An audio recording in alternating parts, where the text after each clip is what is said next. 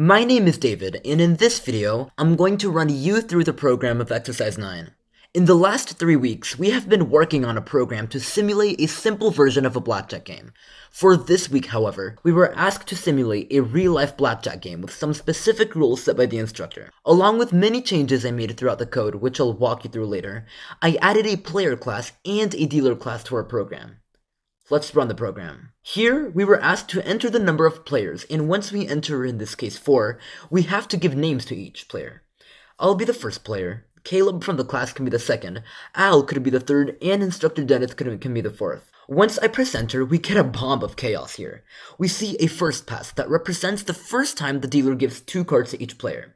For each player, it displays the 2 cards, with their suited value, and his total hand value.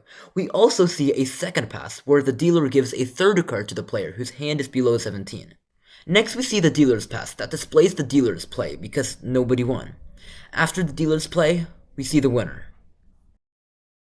First off is the player class.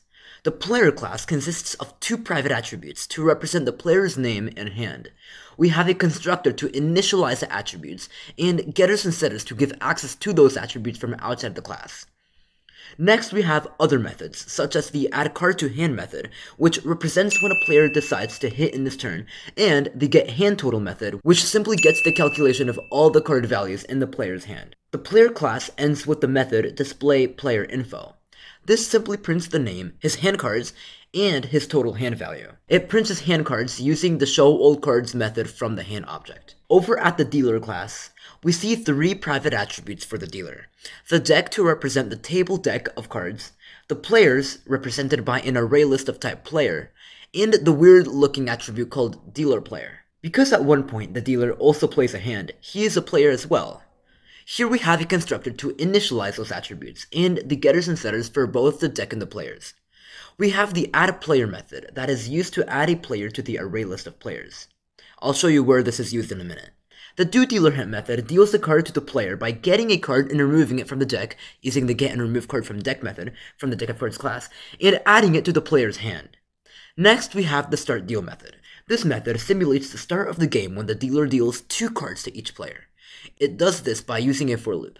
Okay, that was the easy part. Now let me run you through the rest of the program. The play method, which simulates the whole game after the players' names are chosen, is the method consisting with the most chaos, so let me break it down. It first consists of the 2 int variables, max value and max player index, assigned to 0. You'll soon see what they are used for. Now, in the first pass, we have the for loop to get each player of the array list. It uses the display player info method from the player class to display his info in the output. If the hand total of the player is between 17 and 21, it represents that the player stands.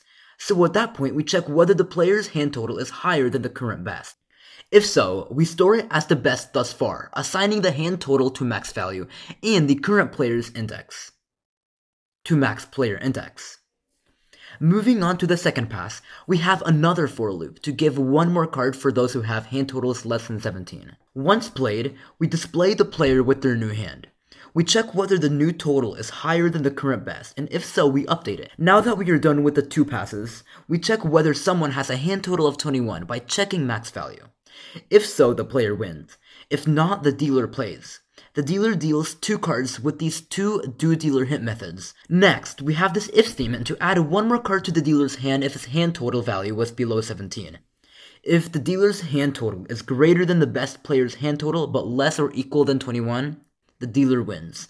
Else, the player with the greatest value wins and it gets printed. Okay, now let me show you what changes were made to the main program from last week. The first change was to replace prompting the user to enter the number of cards with entering the number of players and a name for each one. We do this by using a for loop where we create a new player per iteration, and we add it to the dealer's player array list using the add player method. We also abandoned the use of the deck and hand objects because the dealer object contains both. The next is very simple.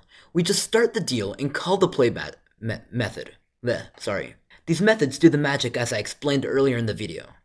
Because Instructor Dennis made it very clear to not add any more logic than directed to our program, I had to abandon my first idea of making the game interactive by allowing the user to play for each player by deciding to hit or stand. Mr. Dennis, thank you for these past 7 weeks. I learned a lot. Thank you for your teaching. God bless.